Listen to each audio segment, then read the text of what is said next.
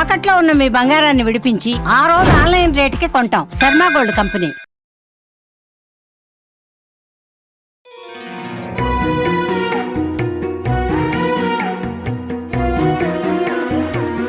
Episode 3. Suman TV ప్రేక్షకులకు నమస్కారం.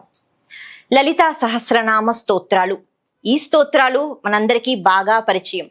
ఎందుకు అంటే ప్రతినిత్యం మనం చదువుకుంటూ ఉంటాం, భక్తితో, శ్రద్ధతో, ఇంకా చెప్పాలి అంటే తప్పులు లేకుండా. ఇవన్నీ బాగానే ఉన్నాయి. కానీ ఈ లలితా సహస్రనామ స్తోత్రాలలో ఏం దాగి ఉంది అంటే ఒక్కొక్క నామానికి ఎటువంటి శక్తి ఉంటుంది, ఈ నామాలలో అసలు ఏముంటుంది, వీటన్నిటి గురించి కూడా తెలుసుకుంటూ లలితా సహస్రనామ స్తోత్ర పఠనం అన్నది చేస్తే ఖచ్చితంగా దాని ఫలితం వేరేగా ఉంటుంది. ఈరోజు మనం ఈ లలితా సహస్రనామాలలో అసలు ఏముంది అంటే కేవలం లలితాదేవి యొక్క స్వరూపమా లేకపోతే ఇంకేమైనా, వీటి గురించి తెలుసుకుందాం. మనం చెప్పుకున్నాం ఇదివరకే, లలితా స్వరూపం చిదగ్నిగుండం నుంచి ఆవిర్భవించింది ఆ రూపం. ఈ బ్రహ్మాండంలో ఉన్న శక్తి కాకుండా పైనుంచి అంటే బ్రహ్మాండం దాటి అవతల వైపు నుంచి అన్నిటిపైన అధికారం ఉండేటట్టుగా ఒక శక్తి పరబ్రహ్మ స్వరూపిణి బయటికి వచ్చి భండాసురుడు అనే రాక్షసుడిని అంతం చేయటం. ఆ తర్వాత ఈ లలితా స్వరూపాన్ని ముందుగా వసిన్యాది దేవతలు, అది కూడా అమ్మవారు చెప్పారు, అమ్మవారి ఆజ్ఞ మీద ఈ వసిన్యాది దేవతలు అమ్మవారిని స్తోత్రం చేయటం మనకి కనిపిస్తుంది. ఏముంది ఈ లలితా సహస్రనామ స్తోత్రాలలో అంటే ఒక్కొక్క నామానికి ఒక్కొక్క రహస్యం ఉంటుంది, ఒక్కొక్క నామానికి ఒక శక్తి ఉంటుంది. అందుకే లలితా సహస్రనామ స్తోత్రాలలో ఒక్క నామం తీసుకుని కొన్ని వేల సార్లు జపం చేసుకుంటే చాలా ఫలితం ఉంటుందట. ఒక్కొక్క కష్టానికి సంబంధించి ఒక్కొక్క నామం పరిష్కారం. మనకి బోల్డ్ రకాల కష్టాలు ఉంటూ ఉంటాయి కదా, ఎంతో రకమైన బాధ అన్నది ఉంటూ ఉంటుంది, శారీరకంగా, మానసికంగా. మరి ఈ బాధలు, వ్యాధులు, వ్యామోహాలు, అలాగే కొన్ని పాశాలతో ఎప్పుడు కూడా మనము అలా బందీలుగా ఉంటూ ఉంటాం. ఇవన్నీ పోవాలి అంటే ఒక్కొక్క నామానికి ఒక్కొక్క విశేషం ఉంది. ఎవరైతే తెలుసుకుంటారో వాళ్ళు ఆ నామాన్ని పట్టుకుని కొన్ని వేల సార్లు జపం చేసుకుంటూ ఉంటారు. అంటే తెలిసిన వాళ్ళు. మనకు అన్ని నామాలు ఒకలాగే ఉంటాయి కాబట్టి బహుశా మనకి తెలియదు. కానీ ఒక్కొక్క కష్టానికి సంబంధించి పరిష్కారం అన్నది నేనున్నాను అంటూ అమ్మవారు స్వయంగా లలితా సహస్రనామ స్తోత్రాలలో అనుగ్రహాన్ని ఇస్తున్నారు. ఇంతకన్నా మనకేం కావాలి? కష్టాలన్నవి అందరికీ వస్తాయి, తప్పదు. అది మనం చేసుకున్న కర్మల బట్టి మన ఫలితాలు అనుభవిస్తూ ఉంటాం. కానీ పర్వాలేదు, నేనున్నాను, నేను శక్తిని ఇస్తాను, మీరు ఆ కష్టాన్ని దాటగలుగుతారు, ఆ కష్టాలను నేను కూడా తీరుస్తాను అని అమ్మ అభయం ఇస్తారు. ఎప్పుడు అంటే అమ్మని అలా చూడగలగాలి, అలా మనం ధ్యానం చేయగలగాలి. అందుకే ఒక్కో నామానికి ఒక్కో ప్రత్యేకత ఉంది. యజ్ఞాలు, హోమాలు చేస్తున్నప్పుడు కొంతమంది ఒక నామం పట్టుకుని దానితో హోమం చేస్తూ ఉంటారు. అదే పనిగా అదే నామాన్ని చెప్తూ చెప్తూ చెప్తూ విశేషమైన ఫలితం అన్నది లభిస్తూ ఉంటుందట. అలా ఈ లలితా సహస్రనామ స్తోత్రాలు అన్నీ కలిపితే అని కాకుండా ఒక్కొక్క నామానికి ఒక్కొక్క శక్తి ఉంది, ఒక్కొక్క నామానికి ఒక్కొక్క దేవత ఉంది, అధిష్టాన దేవత ఉంటుంది. మళ్ళీ వాళ్ళెవరు అంటే అందరూ కూడా లలితా స్వరూపం నుంచి వచ్చిన వాళ్లే. అలా ప్రతి ఒక్క నామానికి ఒక పవిత్రత ఉంది, ఒక ప్రత్యేకత ఉంది. దీన్ని రహస్యవాణి అని అన్నారు. ఎందుకు అంటే ఇందులో ఎన్నో రహస్యాలు దాగి ఉన్నాయట. మరి అవి రహస్యంగానే ఉంటాయా? రహస్యంగానే ఉంటాయి, మన కంటికి కనిపించవు. కానీ అక్కడ ఒక శక్తి ఉంటుంది. శక్తి ఎప్పుడు రహస్యంగానే ఉంటుంది. అమ్మవారు శక్తి స్వరూపిణి. యాదేవి సర్వభూతేషు శక్తి రూపేణ సంస్థిత. నమస్తస్యై నమస్తస్యై నమస్తస్యై నమో నమః. అమ్మవారు నిద్ర రూపంలో ఉంటారు. మనకి నిద్ర వస్తోంది, ఎలా వస్తోంది? అమ్మవారు ఆ శక్తిని ఇచ్చారు కాబట్టి నిద్రపోగలుగుతున్నాం. ఆకలి వేస్తుంది, ఎలా వేస్తుంది? అమ్మవారు ఈ ఆకలి రూపంలో ఉన్నారు కాబట్టి ఆకలి వేస్తుంది. తిన్న తర్వాత చక్కగా అవయవాలు జీర్ణ శక్తిని పొందుతూ ఉంటాయి, అలా జీర్ణం అవుతుంది. ఇవన్నీ మన కంటికి కనిపిస్తాయా? కనిపించకపోవచ్చు. అవయవాలు కనిపిస్తాయి కానీ ఆ శక్తి కనిపించదు. అలాగే ఒక పరికరం పనిచేస్తుంది అంటే, వస్తువులు పనిచేస్తూ ఉంటాయి అంటే బోల్డన్ని విషయాలు దాగి ఉంటాయి, బయటికి కనిపించదు. కానీ ఆ వస్తువు పనిచేస్తోంది అంటే దానికి కారణం ఒక శక్తి. అది విద్యుత్ శక్తి కావచ్చు, ఇంకేదైనా శక్తి కావచ్చు. అవి మన కంటికి కనిపిస్తాయా? కనిపించవు, కానీ అందులో నిక్షిప్తమై ఉంటుంది. కాబట్టి ఈ లలితా సహస్రనామ స్తోత్రాలలో ఎన్నో శక్తులు ఉన్నాయి. అవి రహస్యంగా ఉంటూ ఉంటాయి. శక్తి ఎప్పుడూ రహస్యంగానే ఉంటుంది. కానీ అది ఉంది అని తెలుసుకుని ఎప్పుడైతే మనం ప్రార్థన చేస్తామో అప్పుడు అమ్మ మనకి సమీపంగా కనిపిస్తూ ఉంటారు. ఈ నామాలలో అమ్మవారి యొక్క నామాలు ఉంటాయి, అలాగే రూప వైభవం ఉంటుంది. ఒక్కొక్క రూపంలో ఆ రూపం మనకి ఏం అనుగ్రహం ఇస్తోంది. అమ్మవారి ఎన్నో రూపాలు ధరించవలసిన అవసరం లేదు, ఒక్క రూపంతో ఆవిడ కూర్చుంటే చాలు. కానీ ఎన్నో రూపాలు ఎందుకు వస్తూ ఉంటాయి? ఆ రూపానికి ఒక ప్రత్యేకత ఉంటుంది, అది కూడా మనకి అనుగ్రహాన్ని ఇవ్వడానికి. అమ్మవారి లీలలు ఉంటాయి. భగవంతుడికి సంబంధించి ఆ రాక్షసుడిని అంతం చేశారు, లేకపోతే ఈ భక్తుడిని ఇలా ఆదుకున్నారు అనేటట్టుగా ఉంటాయి కదా. కాబట్టి అలా అమ్మవారి రూపాలు, నామాలు, విశేషాలు, అలాగే అమ్మవారి విషయంలో దాగి ఉన్న తత్వాలు ఇవన్నీ కూడా ఈ నామాలలో ఉంటాయి. ఇంతేనా? కాదు, ఈ నామాలకు సంబంధించి శాస్త్రాలన్నీ ఇందులో దాగి ఉన్నాయంటారు. శ్రీచక్రాన్ని ఉపాసన చేయటం అందరి వల్ల కాదు. శ్రీచక్రం జోలికి అందరం వెళ్ళకూడదు.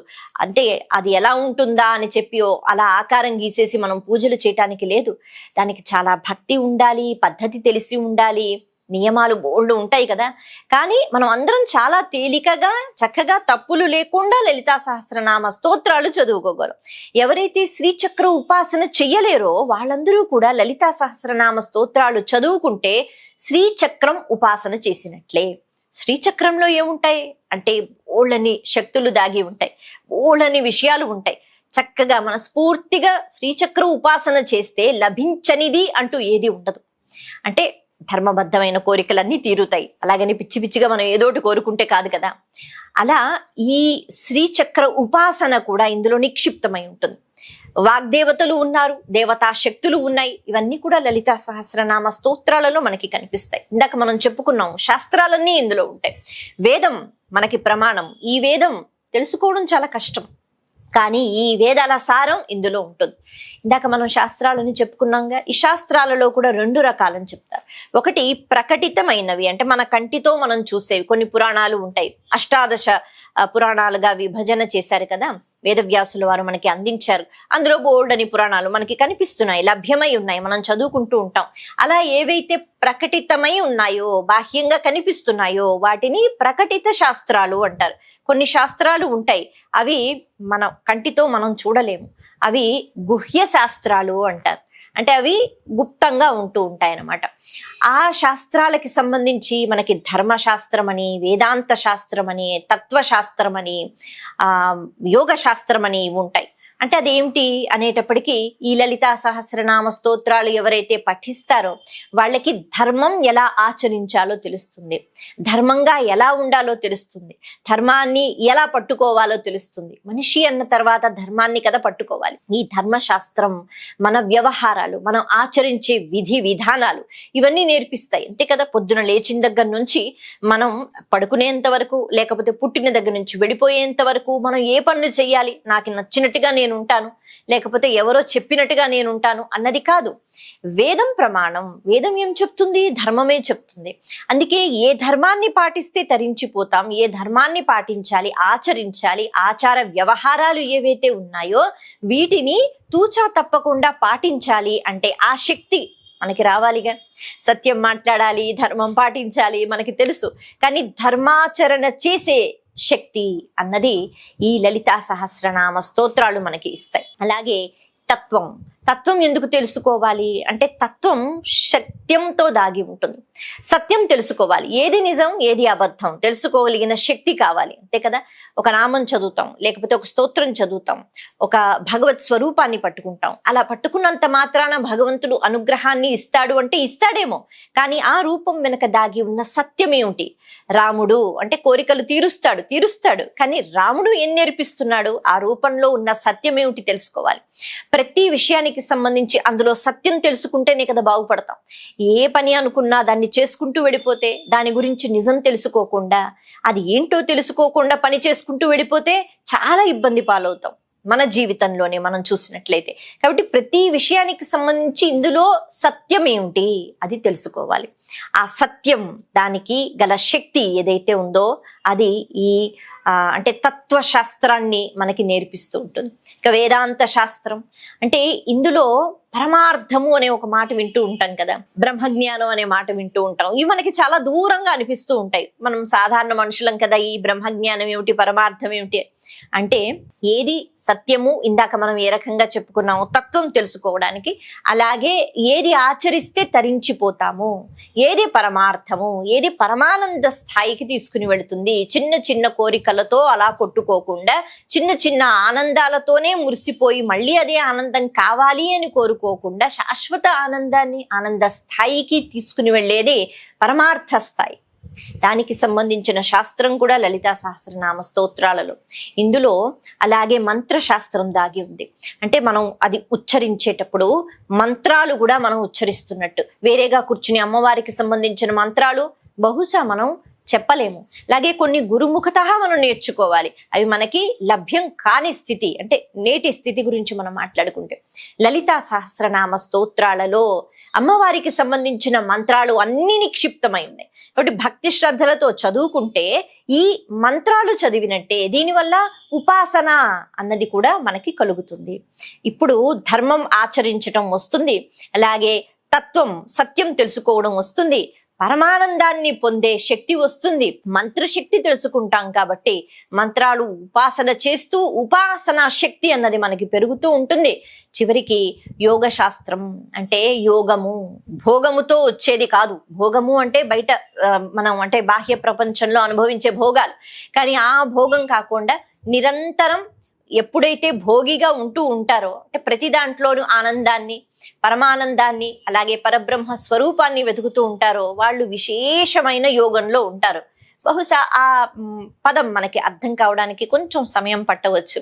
అటువంటి యోగ స్థాయికి కూడా మనం వెళ్ళిపోతాం లలితా సహస్రనామ స్తోత్రాలు చదివితే. అందుకే ఇందులో కేవలం అమ్మవారి పేర్లు అని కాదు, అమ్మవారి ఇక్కడ మనం ఈ నామాల ద్వారా దాని అర్థం తెలుసుకున్నట్లయితే మనకి ధర్మం ఆచరించే శక్తిని ఇస్తారు, సత్యం తెలుసుకునే ఆ శక్తిని ఇస్తారు, దాగి ఉన్న రహస్యాలు తెలుస్తాయి, మంత్రశక్తి పెరుగుతుంది, ఉపాసనా బలం పెరుగుతుంది. ఇక ఇవన్నీ ఉంటే ఇంకేం కావాలి మనిషికి? ఈ స్తోత్ర నామాలు ఎప్పుడైతే పఠిస్తూ ఉంటాం, ఒక్కొక్క దేవతని తలుచుకుంటూ ఉంటాం, ఒక్కొక్క దేవత అలాగే మనం మాట్లాడ ద్వారా ఆ అక్షరాలు, వాటికి ఉన్న ప్రకంపనాలు, అలాగే ధ్వని, శబ్దం, వాటికి ఉన్న తరంగాలు, వీటి వల్ల కూడా ఎన్నో అద్భుతమైన శక్తులు బయటికి వస్తూ ఉంటాయి. ఒక చిన్న ఉదాహరణ చెప్పుకుంటే, ఒకానొక సమయంలో కెనడాలో, అంటే మన భారతదేశంలో కాదు, కెనడాలో ఒక ప్రయోగం చేశారట. ఈ లలితా సహస్రనామ స్తోత్రాలను అలాగ పఠిస్తూ దాన్ని ఒక యంత్రానికి అంటే ఏర్పాటు చేశారు. ఆ ధ్వని నుంచి ప్రకంపనాలు వస్తాయి కదా, దానికి టోనోస్కోపీ అనే ఒక యంత్రాన్ని దాన్ని జత చేర్చి ఈ ప్రయోగం చేస్తున్నారు. అక్కడ ఎంతో మంది శాస్త్రవేత్తలు ఉన్నారు, మన భారతీయులు కూడా ఉన్నారు. అటువంటి సమయంలో ఈ చదివేటప్పుడు అంటే మొత్తం ఈ 1000 నామాలు కూడా చదువుతున్నప్పుడు ఆ ధ్వని వల్ల ఒక కాంతి రేఖ అన్నది, అంటే కేవలం ఒక్కటి అని కాదు, కొన్ని కాంతి రేఖలు అలాగా బయటకు వచ్చాయట. ఆ ధ్వని ప్రకంపనాల వల్ల ఇక్కడ ఇంకేమీ పెట్టలేదు, అది ఎలా వస్తున్నాయని చూడడానికి ఒక యంత్రం పెట్టారు, అది టోనోస్కోపీ. ఇలా పెట్టిన తర్వాత పూర్తిగా నామాలన్నీ అయిపోయిన తర్వాత వాళ్ళు కనిపెట్టింది ఏంటి అంటే, యంత్రం ద్వారా మనకి కళ్ళతో అలా కనిపించదు, ఈ కాంతి రేఖలు ఏవైతే ఉన్నాయో, భగవంతుడు ఎప్పుడు కూడా పరబ్రహ్మ స్వరూపం, కాంతి స్వరూపం అంటాం కదా, ఆ కాంతి ఏదైతే ఉందో అది శ్రీచక్రాకారంలో వచ్చిందట. శ్రీచక్రాకారం కనిపించింది. భక్తి శ్రద్ధలతో ఇందాక మనం చెప్పుకున్నట్టుగా లలితా సహస్రనామ స్తోత్రాలని చదివితే అక్కడ శ్రీచక్రంలో ఎంతమంది దేవతల అనుగ్రహం ఉంటుందో అవన్నీ కూడా ఏర్పడతాయి. అలా బాహ్యంగా మన మనసు పూర్తిగా పవిత్రమైపోతుంది. ఈ శ్రీచక్రం ఏర్పడిందట. అందుకే లలితా సహస్రనామ స్తోత్రాలని తప్పులు లేకుండా చదవండి. ఉచ్చారణలో దోషాలు ఉంటే ఆ రేఖలు, కాంతి రేఖలు అలా వెళ్ళవుగా, ఇంకెటేటో వెళుతూ ఉంటాయి. మరి అలా ఎటెటో వెళుతూ ఉంటే అప్పుడు ఆకారం శ్రీచక్రంగా వస్తుందా? రాదు, ఆకారం మారిపోతుంది, అంతే కదా. కాబట్టి ఇక్కడ ఎంత చక్కగా అంటే సరైన ఉచ్చారణతో మనం చదివినట్లయితే ఈ లలితా సహస్రనామ స్తోత్రానికి అంత అద్భుతమైన శక్తి ఉంది. ఇలా ఒక ప్రయోగం కాదు, ఇప్పటి వరకు ఎన్నో ప్రయోగాలు చేశారు. అంటే దానిలో అంత శక్తి నిక్షిప్తమైంది. కాబట్టి శ్రీచక్ర ఉపాసన చేసిన ఫలితం కలుగుతుంది. ఇలా చెప్పుకుంటూ పోతే ఎన్నో విషయాలు దాగి ఉన్నాయి. అందుకే ఇది కేవలం అమ్మవారి యొక్క నామాలు కాదు, రూప వర్ణన, లీలా విశేషాలు, మంత్రశక్తి, మన జీవితానికి సంబంధించి మన వ్యవహారాలు ఎలా ఉండాలి, ఆచారాలు ఎలా ఉండాలి, ధర్మాన్ని ఎలా పాటించాలి, ఎలా భోగాన్ని అనుభవించాలి, ఎలా యోగం పొందాలి, ఇవన్నీ కూడా లలితా సహస్రనామ స్తోత్రాలలో నిక్షిప్తమై ఉన్నాయి. భక్తి శ్రద్ధలతో, ఇంకా చెప్పాలి అంటే అర్థాలు తెలుసుకుంటూ మళ్ళీ చదివామంటే ఇవన్నీ కనిపిస్తాయి. సకల శాస్త్రాలు అందులో ఉన్నాయి, పురాణ సారం అందులో ఉంది, వేద సారం అందులో ఉంది, సమస్త దేవతా శక్తులు అందులో నిక్షిప్తమై ఉన్నాయి. ఇంతకన్నా ఇంకేం కావాలి? అందుకే అర్థం తెలుసుకుంటూ చదివితే మరింతగా మనం తరించిపోయే అవకాశం ఉంటుంది. అటువంటి అనుగ్రహాన్ని లలితా స్వరూపం మనకిచ్చింది, అమ్మవారు మనకి ఇచ్చారు. కేవలం నేను వచ్చాను, భండాసురుణ్ణి చంపాను, వెళ్ళిపోతున్నాను అని కాకుండా అంత చక్కని అనుగ్రహాన్ని లలితా సహస్రనామ స్తోత్రాల ద్వారా అమ్మ మనకి ఇచ్చారు. అయితే ఈ వసిన్యాది దేవతలు పలికారు అని చెప్పారు కదా, మరి వాళ్ళంటే అమ్మకి ఇష్టమా? వాళ్ళకున్న ప్రత్యేకత ఏమిటి? వాళ్ళు మన జీవితంలో కూడా ఉంటూ ఉంటారట. ఇంకా చెప్పాలి అంటే మన శరీరంలో ఈ వసిన్యాది దేవతలు ఉంటారు. ఎక్కడ ఉంటారు, ఏం చేస్తూ ఉంటారు, ఎలా నడిపిస్తూ ఉంటారు, తర్వాత ఎపిసోడ్లో మనం చెప్పుకుందాం. నమస్తే.